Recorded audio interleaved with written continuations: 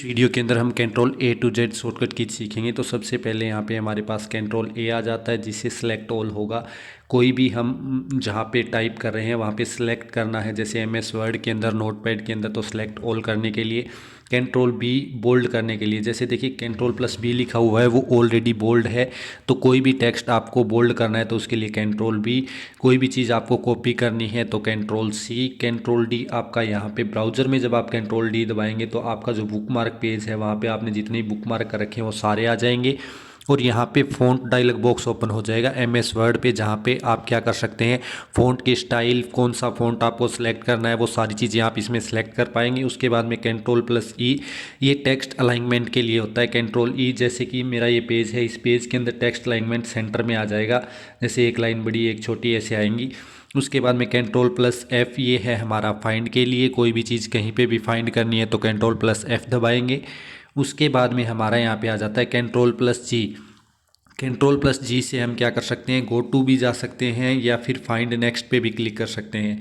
एक प्रकार से सर्च के लिए दोनों ही काम में आ जाएंगे। कंट्रोल प्लस एच रिप्लेस करने के लिए, मान लीजिए आपने वर्ड के अंदर कोई नाम लिख दिया राम, अब उस राम नाम की जगह आपको यहाँ पे पेस्ट करना है रमन। तो यहाँ पे आपको क्या करना है, कंट्रोल एच दबाना है अपने डॉक्यूमेंट के अंदर और ऊपर लिखना है क्या चीज़ है जिसको आप रिप्लेस करना चाहते हैं। नीचे जो रिप्लेस करना चाहते हैं उसको लिखेंगे तो पूरे पेज के अंदर रिप्लेस कर देगा। उसके बाद में आपका कंट्रोल प्लस आई, इटैलिक, जो ऐसे टेढ़े अक्षर लिखे जाते हैं उसके लिए इटैलिक काम में लेते हैं। उसके बाद में है कंट्रोल प्लस जे, ये भी टेक्स्ट अलाइनमेंट के लिए। जस्टिफाई, इसके अंदर आपकी फिक्स इस प्रकार से सेंटर में लाइनें आएंगी और प्रत्येक लाइन क्या होगी, फिक्स साइज होगा इसका।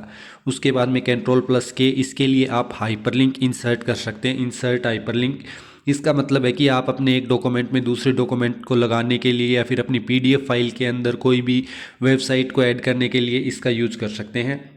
नेक्स्ट हमारे पास आ जाता है यहाँ पे कंट्रोल प्लस एल, ये भी हमारा टेक्स्ट अलाइनमेंट से रिलेटेड है। इसमें आपका टेक्स्ट क्या है, लेफ्ट में अलाइनमेंट हो जाएगा।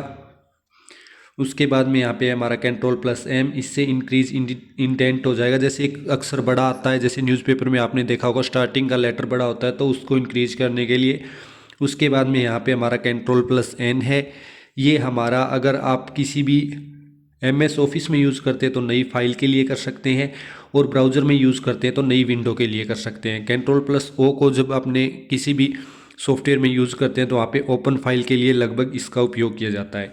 और कंट्रोल प्लस पी, कंप्यूटर में कहीं पे भी किसी भी फाइल को अगर प्रिंट करना है तो कंट्रोल प्लस पी दबा सकते हैं अपने। उसके बाद में कंट्रोल प्लस क्यू है, ये यहाँ पे क्विट एप्लीकेशन या एप्लीकेशन से बाहर आ सकते हैं, कुछ एप्लीकेशन में ही लागू होता है। उसके अलावा इससे आप इन्वर्ट इंडेंट कर सकते हैं। उसके बाद में यहाँ पे कंट्रोल प्लस आर, यहाँ पे राइट अलाइनमेंट करना है।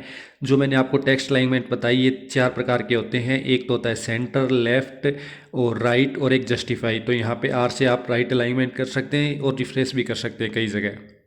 उसके बाद में हमारा control plus S, control plus S हमारी फाइल को सेव करने के लिए काम में आता है। कंट्रोल प्लस टी हमारा ब्राउज़र में यूज़ करते हैं तब क्या आएगा, हमारा न्यू टैब के लिए यूज़ कर सकते हैं हम इसे।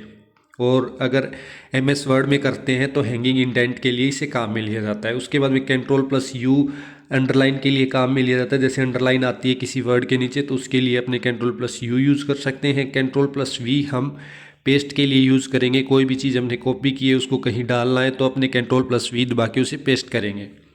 कंट्रोल प्लस डब्ल्यू क्या होगा, किसी भी स्पेसिफिक विंडो को या फिर टैब को या फिर ऐप को क्लोज करने के लिए भी काम में ले सकते हैं कंट्रोल प्लस डब्ल्यू।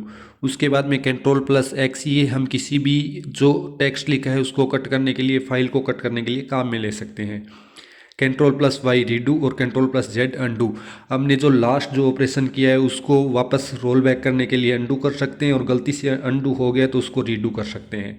तो मुझे उम्मीद है कि आपको वीडियो पसंद आएगा। अगर कंप्यूटर से रिलेटेड कोई भी टॉपिक आपको सीखना है तो आप नीचे कमेंट करिए, हम उस पर वीडियो बनाने की पूरी कोशिश करेंगे।